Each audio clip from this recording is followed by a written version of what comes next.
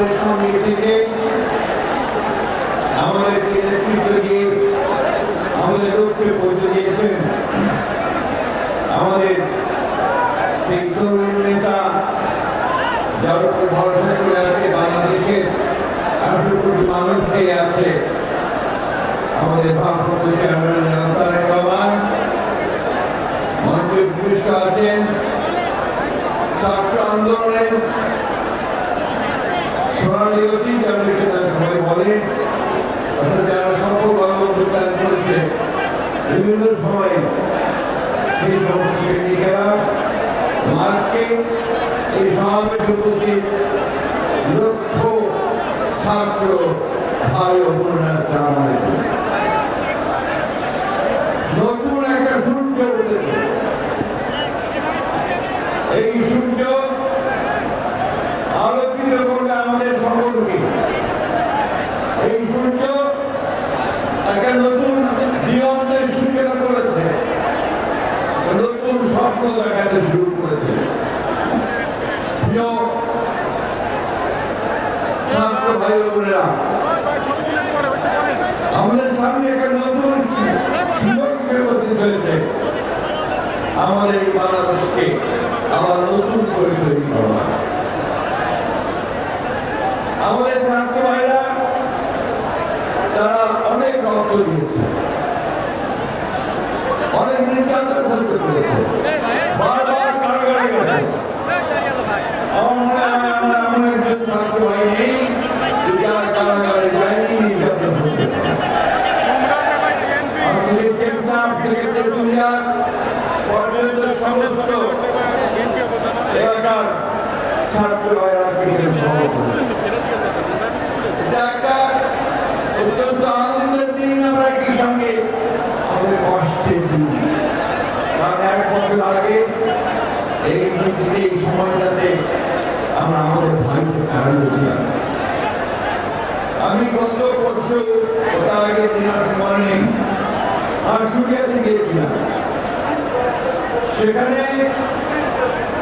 আমাদের এই ছাত্র ভাইদেরকে পুড়িয়ে গুলি করে মেরে ফেলার পরে পুড়িয়ে মেরে ফেলা হয়েছে। একটা স্টুডেন্ট ছেলে গুলি করে তার মাথার খুলি উড়িয়ে দিয়েছে। সে মাথার খুলি যেটা মারা যায়নি, পরে সার্জারি করে তার মাথার ভিতরে 5-3 দিন লাগিয়ে দিয়েছে। এরকম অসংখ্য অসংখ্য ঘটনা আমাদের রংপুরের সাইড, চট্টগ্রামের ওয়াসিম থেকে শুরু করে শত শত হাজার ছাত্ররা প্রাণ দিয়েছে। 1 দিন নয়, 2 দিন নয়, দীর্ঘদিন, শুধু 36 দিন নয়, তারও আগে 15 বছর ধরে আমাদের ছাত্র জনতার শ্রমিকেরা তারা প্রাণ দিয়েছে। এই যে প্রাণ দেওয়া, এই যে বিসর্জন দেওয়া, আত্মত্যাগ করা, লক্ষ্যটা একটাই, সেটা হচ্ছে আমরা একটা সুন্দর আবার গ্রহণ করব। আমাদের ছাত্ররা কি চায়? তারা পাস করে চাকরি পাবে, তারা পাস করে নিজেদের প্রতিষ্ঠিত করবে, বাবা মায়ের কষ্ট দূর করবে। তারা বাংলাদেশের নতুন নতুন কলকারখানা দেখতে চায়, তারা বাংলাদেশের নতুন কর্মসংস্থান সৃষ্টি করতে চায়, তারা এখানে ন্যায় বিচার দেখতে চায় এবং একই সঙ্গে তারা দেখতে চায় যেখানে ভালো মানুষেরা দেশ শাসন করুন, একটা সুশাসন করা। বন্ধুরা, তোমাদেরকে বন্ধু বলছি এই জন্যে, আজকে আমাদের বয়স অনেক হয়েছে, তারপরেও তোমাদেরকে বন্ধু বলার জন্য তোমাদের সঙ্গেই আমরা সব সময় কাজ করেছি, কাজ করবো। তোমাদেরকে বন্ধু বলতে আমরা গর্ব বোধ করি। আজকে বাংলাদেশে এক বছর যে আমি এখানে বললাম যে একটা নতুন সম্ভাবনা সৃষ্টি হয়েছে। অনেক সমস্যা আছে আমাদের, আপনারা জানেন খুব ভালো করে, সবাই জানেন আপনারা, যে আমরা বাংলাদেশের সমস্যাগুলোকে চিহ্নিত করে আমাদের নেতৃত্বে 2016 সালে ভিশন ফর বাংলাদেশ 2030 দিয়েছিলেন, অর্থাৎ সেখানে তিনি বলেছেন যে রাষ্ট্র কাঠামোটা পরিবর্তন করা দরকার। ঠিক একইভাবে আমরা আন্দোলন করছি হাসিনার বিরুদ্ধে, সরকারের বিরুদ্ধে, তখন আমরা মনে করেছি এবং আমাদের নেতা তারেক রহমান মনে করেছেন যে এইভাবে বাংলাদেশ চলতে পারে না। এই জন্য কি করেছেন, সংসদে আন্দোলন কর্মসূচির কথা বলেছেন, কথা বলে 31 দফা কর্মসূচি দিয়েছেন। সেই কর্মসূচির মধ্যে বাংলাদেশকে নতুন করে সাজানোর স্বপ্ন তুলতে দিয়ে সেই স্বপ্ন ছিল যে আমার কৃষকদের কৃষি পণ্যের ন্যায্য মূল্য পাবে, ধান চালের ন্যায্য মূল্য হবে, শ্রমিকদের মজুরি পাবে, ছাত্ররা পড়ার সুযোগ পাবে, স্বাস্থ্য সেবা পাবে এবং পড়াশোনা শেষ করে কাজ করার সুযোগ পাবে, কর্মসংস্থান সৃষ্টি হবে। বন্ধুগণ, আজকে সেই স্বপ্ন আমাদের তারেক রহমান সাহেব আমাদের দেখাচ্ছে। তিনি ফ্যামিলি কার্ডের কথা বলেছেন, ওনারা অনেকগুলো নতুন চিন্তা বাংলাদেশের সামনে নিয়েছেন। তিনি হয়তো তুলে ধরবেন। আমি সেটাকে বলতে চাই, প্রিয় বন্ধুরা, আজকে আমাদেরকে ঐক্যবদ্ধ থাকতে হবে। অনেক চেষ্টা করা হচ্ছে বাংলাদেশের বিভক্তি সৃষ্টি করবার। আমাদের পাশের দেশে ভারতবর্ষে হাসিনা আশ্রয় নিয়েছে, তার লোক বলে দিয়ে সেখান থেকে সে মাঝে মাঝেই হুমকি দিচ্ছে যে তারা বাংলাদেশে আক্রমণ করছে। তা শুধু তাই নয়, এখানে তারা বিভিন্নভাবে কৌতুক সৃষ্টি করার চেষ্টা করছে। আজকের এই সমাবেশ থেকে আমাদেরকে শপথ দিতে হবে যে আমরা কোনোদিনই আমরা হাসিনাকে আর এই দেশের রাজনীতি করার কোনো সুযোগ দিব না।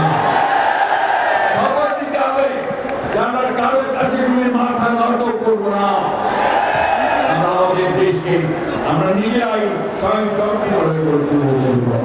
এটা নেতৃত্ব দিতে আমাদের তাদের ভাষায় সেই পথই তিনি দেখাচ্ছেন। যে জন্য তিনি কি স্লোগান দিয়েছেন, যে সবার আগে কি স্লোগান দিয়েছেন তিনি, সবার আগে বাংলাদেশ, তাই না? ওই বাংলাদেশকে শান্তি দিতে হবে। এই দায়িত্বটা কার? এই দায়িত্ব হচ্ছে আপনাদের, এই দায়িত্ব হচ্ছে ছাত্রদের। মেধা এবং বুদ্ধিমত্তার চর্চা করে সামনের দিকে নিয়ে যেতে হবে। মেধা ছাড়া আমরা সামনে যেতে পারবো না। জ্ঞান বিজ্ঞানের চর্চা, মেধার চর্চা, এর মধ্যে দিয়ে আমাদের সামনের দিকে যেতে হবে। আমাদের সামনে এখন লড়াই যে বাংলাদেশে একটা গণতান্ত্রিক রাষ্ট্র প্রতিষ্ঠা করা। আমরা সেই লক্ষ্যে নিয়ে চলেছি। আমাদের নেতা তারেক রহমান সাহেব দিল্লিতে বসে প্রধান উপদেষ্টা প্রফেসর মোহাম্মদ ইউনূসের সঙ্গে আলোচনা করে নির্ধারণ করেছেন ফেব্রুয়ারি মাসে নির্বাচন হবে। গোটা বাংলাদেশের মানুষ অপেক্ষা করে আছে এই ফেব্রুয়ারি মাসে নির্বাচন হবে। তার আগে গোটা বাংলাদেশের মানুষ অপেক্ষা করে আছে আমাদের নেতা তারেক রহমান সাহেব দেশে ফিরে আসবেন, তাই না? আমরা সবাই তাই চাই না?